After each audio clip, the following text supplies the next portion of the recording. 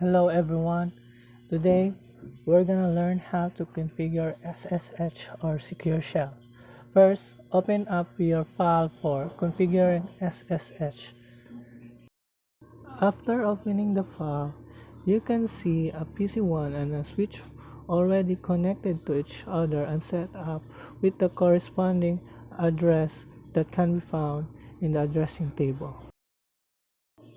Our objective for today is Part 1 Secure Passwords, Part 2 Encrypt Communications, Part 3 Verify SSH Implementations. SSH should replace Telnet for management connections. Telnet uses insecure plain text communications, while SSH provides security for remote connections by providing strong encryption of all transmitted data between devices. Part 1 Secure Passwords. Double-click PC1, then go to Desktop and select Command Prompt. Type telnet and then it will indicate telnet target port, which means telnet and the IP address of the switch 1, which is your target. In this case, 10.10.10.2. After typing telnet 10.10.10.2, press enter and then input the password, which is Cisco, CISCO. In this case, the password cannot be seen, but proceed to enter and it will be verified. Type EN to enable the switch 1 or S1 and then retype the password. And that's all for A in part 1. Letter B of part 1. Here we type copy running config, startup config, and press enter 2 times.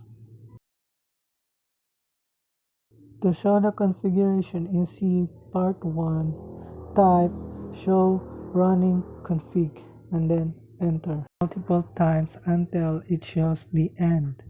As you can see, the password are in plain text and are not encrypted. Type conf t to enter configuration commands and then type service password encryption for encrypting the password. After that, to exit configuration commands, type exit. To verify that the passwords are encrypted, type show running config. It will show that the corresponding passwords are now encrypted. Press enter until you reach the end, and that's it for part 1 secure passwords.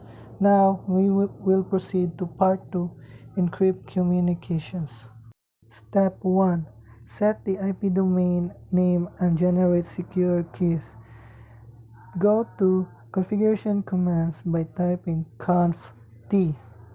Then type IP domain name, your configured domain name, which in this example, netacad.pka, and then enter.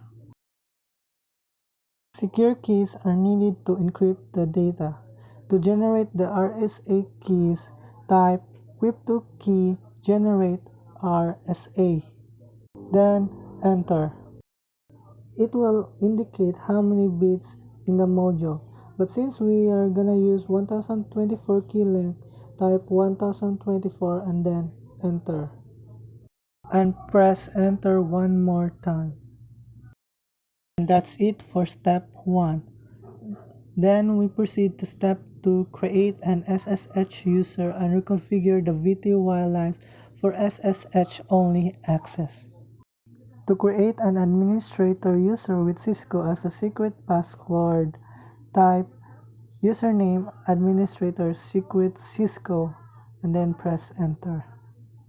To configure the VTY lines to check the local username database for login credentials and to only allow SSH for remote access, remove the existing VTY line password by typing line VTY 0 space 15.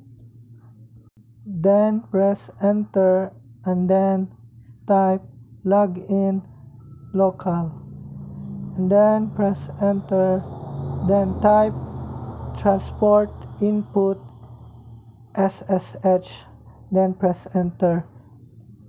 Finally, type no password Cisco and then press enter. That is all for step 2. Step 3. Verify SSH implementation. To exit the telnet, type exit to exit config line. Type exit to exit config. Type exit to end the session. After exiting the telnet session, attempting to log back in using telnet should fail. Let's see.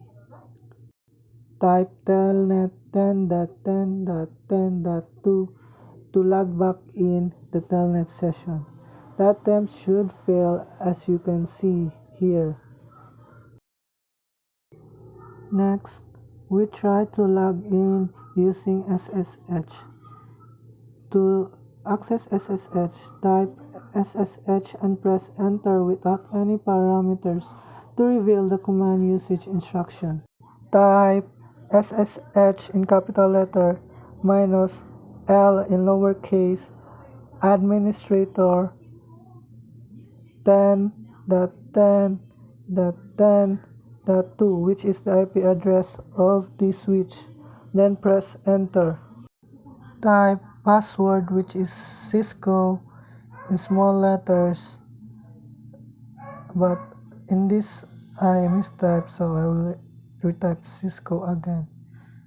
Type EN to re-enable the switch and then press enter.